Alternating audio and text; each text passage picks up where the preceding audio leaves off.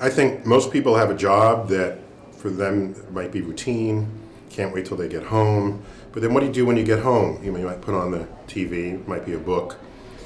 But there are a lot of people out there with fascinating ideas. I think the TED series, where they look around the world, they comb the world and find people who you would have never had an occasion to know they existed, much less know that they had a remarkable idea that could be transformative in the world.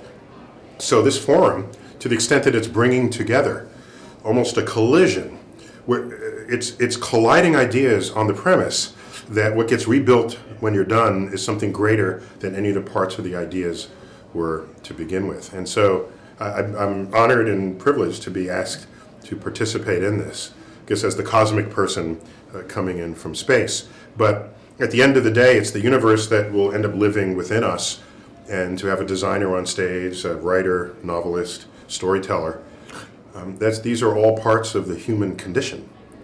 How we relate to one another, how we relate to the world, and ultimately how we relate to the cosmos. For so often in sort of evening public programs, they're typically designed for adults, right? And what are the kids doing? They're either home doing homework or they're on Facebook. And so I'm impressed that this program had the foresight to say, wait a minute, life is not just what adults do at night. What are the kids doing as well? Can we do something with this program that can serve their interests? And so to spend sort of quiet, quality time with, well, it wasn't quite quiet, but it was certainly quality time with several dozen high school students, sort of handpicked to sort of represent the greater curiosity that exists out there. That was great. They asked us questions, I asked them questions back on the internet. Above a certain age, people would complain that the world was moving too fast for them, and that somehow that would be a problem. Yet I'd ask people below a certain age who were born into that world, is the world moving too fast for you? And the answer is, of course not.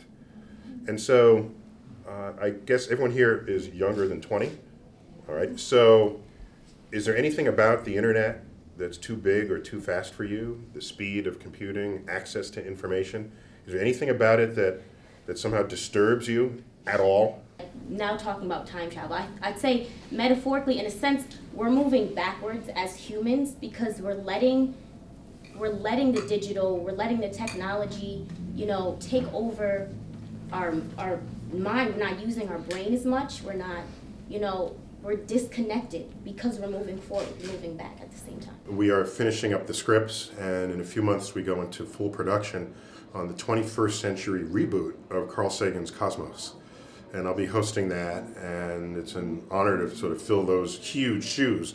But the time has come. I mean, it's been 32 years since the previous Cosmos had been done, and the world is different. There's a lot a lot of the problems remain the same, but perhaps the solutions require different juxtapositions of ideas. It's the way, what was remembered about Cosmos most is how much science, and the universe in particular, a sensitivity and awareness of our place in the universe can inform your conduct as a citizen of planet Earth.